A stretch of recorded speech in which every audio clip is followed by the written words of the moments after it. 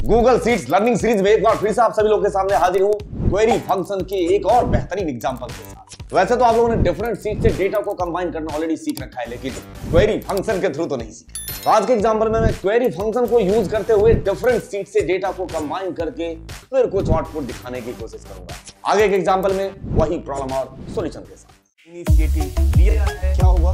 ब्रह्मांड। ये मेरे पास कुछ ओल्ड एम्प्लॉय और साथ के साथ न्यू ज्वाइनिंग जो हुए हैं उनके डिटेल हैं अलग अलग सीट में रखे हुए। ये रहा मेरे पास एम्प्लॉय ओल्ड का डेटा और कुछ ये नए ज्वाइनिंग हुए। याद रहे दोनों डेटा का फॉर्मेट कॉमन है। Employ ID, name, department, position, joining date और सैलरी।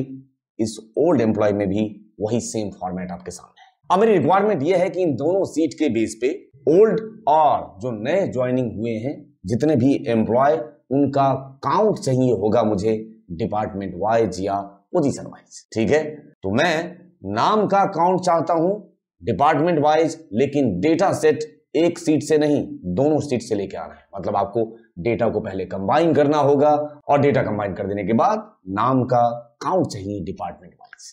ठीक है, आपने वर्कशीट कंबाइनिंग, वर्कबुक कंबाइनिंग ऐसा कॉन्सेप्ट तो देखा है, बट यहां पे मैं क्वेरी फंक्शन को यूज करते हुए, स्टेटमेंट पास करते हुए ये सारे काम करके देखना चाहूंगा। तो सबसे पहले यहाँ पे क्वेरी फंक्शन, जिससे कि आप लोग ऑलरेडी अवेयर हैं, उसको मैं यूज करना चाहूंगा।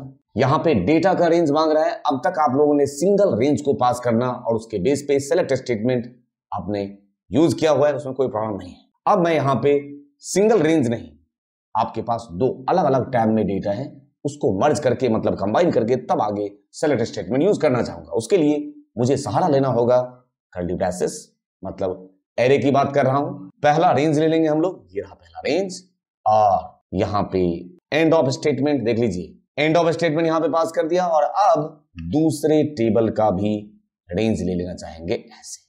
यहाँ पे मैं दूसरे टेबल का रेंज ले रहा हूं, न्यू ज्वाइनिंग टेबल से ये दूसरा रेंज ले लिया, कर्ली ब्रेसेस बंद, और अब लगाइए कॉमा। ठीक है, मेरे पास दो रेंज था, मैंने दोनों रेंज का डेटा उठा लिया। इससे ज्यादा रेंज होते तब भी कोई दिक्कत नहीं थी। कॉमा, अब बात क्वेरी की, डबल कोट्स में पास करूंगा सेलेक्ट स्टेटमेंट। मैंने पास किया यहाँ पे सेलेक्ट, और सेलेक्ट स्टेटमेंट अब तक आप कैसे पास करता है? सेलेक्ट मान के चलते मुझे दूसरे कॉलम का डेटा चाहिए, तो मैं यहाँ पे लिख दूंगा बी। सपोज मुझे नाम चाहिए तो मैंने लिखा यहाँ बी, ब्रैकेट को किया बंद और प्रेस किया एंटर। यहाँ पे वैल्यू एरर के साथ आपका स्वागत है। ये आना ही था। क्यों आना था वजह बताता हूं। अब तक अगर आप देखें तो ABCD करके ही आपने कॉलम नाम पास किए और कभी भी प्रॉब्लम आता नहीं था। यहां पे प्रॉब्लम आया इस रेंज की वजह से। यहां पे ये ABCD करके नहीं पहचानेगा, आप इसे इस तरीके से बताएं। ये है कॉलम 1 तो A वाला ले आएगा, कॉलम 2 तो ये B वाला ले आएगा। मैंने लिखा कॉलम 2 और एंटर प्रेस, इसको कोई भी प्रॉब्लम नहीं होगा नाम लाने। याद रहे अगर आप लोग कर्ली ब्रेसेस का थ्रू यूज करेंगे तो यहां पे कॉलम 1, कॉलम 2, कॉलम 3 से ये पहचान पाएगा ABCDE कॉलम। ये तो क्लियर है? तो आपने लिख दिया कॉलम 2, आपने यहाँ पे नाम पॉपुलेट कर दिया, आउटपुट परफेक्ट आ गया। लेकिन अभी ये परफेक्ट नहीं है, क्योंकि ये जो नाम वाला हेडर है ना, ये नाम वाला हेडर तो न्यू ज्वाइनिंग वाले डेटा में भी होगा ना, तो यहाँ पे आपके डेटा सेट में कहीं ना कहीं ये नेम वाला कॉलम भी उठा जाएगा, क्योंकि ये दूसरे टेबल का रिकॉर्ड उठा के लेकर आया। रिकॉर्ड मर्जिंग कर दिया, लेकिन आपका यहाँ पे हेडर भी ला दिया, उसको भी हटा देते हैं, कोई प्रॉब्लम नहीं है। यहाँ पे चलते हैं और यहाँ पे क्लॉज पास कर देते हैं वेयर, अब कौन सा कॉलम 2 मतलब क्या बी कॉलम, नॉट क्या हो जाए नेम, यहाँ पे पास कर दीजिए नेम और एंटर प्रेस। इस बार चेक करिए नीचे से आपका वो जो नाम है हुआ गायब या नहीं, 100% गायब। ये देख लीजिए, नहीं है ना अब आपके सामने। अब इस क्वेरी को थोड़ा सा और अल्टर करते हैं। नेम वाइज लिया है ना, अगर मैं यहीं पे चाहूं तो कॉमा लगा के काउंट चला सकता हूं। किसके लिए? यहां पे चला सकता हूं काउंट, और किसका काउंट? कॉलम 2 का ही काउंट। ठीक है, वेयर कॉलम 2 नेम, और यहां पे जाके कर दीजिए ग्रुप बाय कौन, कॉलम 2। लेकिन समस्या यह है कि एंटर प्रेस, आपका जो कॉलम 2 है मतलब नाम वाला कॉलम है, उसमें सारे ही नाम यूनिक है, इसलिए काउंट सबका क्या आ रहा है 1। बट मैं यहां चाहूंगा कॉलम 2 ना करके कॉलम 3 की ग्रुपिंग करके देखिए। तो कॉलम 3 में कौन रखा हुआ है? कॉलम 3 में आपका रखा हुआ है डिपार्टमेंट वाइज, और अब एंटर प्रेस करिए तो परफेक्ट सॉल्यूशन देख लीजिए आपके सामने। ये है department wise count of department. ये आपके सामने। अब मैं यहाँ पे क्या कर सकता हूँ, ग्रुप बाय के बाद एक काम और कर सकते हैं, यहाँ ऑर्डर बाय भी पास कर सकते हैं। ऑर्डर बाय किसकी बात, काउंट ऑफ कॉलम 3, और ऑर्डर पास कर दिया आपने। ऑर्डर कौन सा डाल देंगे, डिसेंडिंग।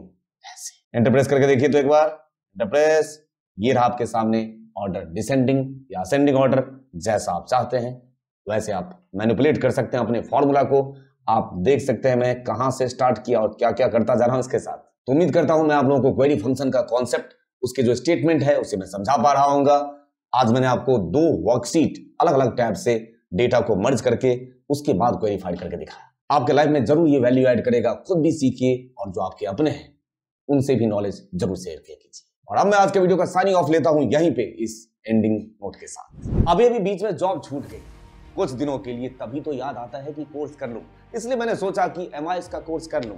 नहीं, डेटा एनालिटिक्स का कोर्स जो है ना उसका ज्यादा स्कोप, तो डेटा एनालिटिक्स कर लेते हैं। ओहो, मेरे एक फ्रेंड का अभी कॉल आया है। वो कह रहा है डेटा एनालिटिक्स MIS छोड़ो, डेटा साइंस का बहुत बड़ा स्कोप है मार्केट में, तो वही सीधे कर लो। ओहो, किसकी सुनूं, बहुत ज्यादा मैं तो कंफ्यूज हूँ। आप भी ऐसे ही कंफ्यूज होते हो ना? तो जनाब अगर इतने ही सच में कंफ्यूज हो गए हैं, सबसे बेहतर सॉल्यूशन बताना चाहता हूँ कि बजाय 100 के सलाह या 100 की बातें सुनने के बजाय आप अनुभव का एक ठोकर खुद खा के देखो ना।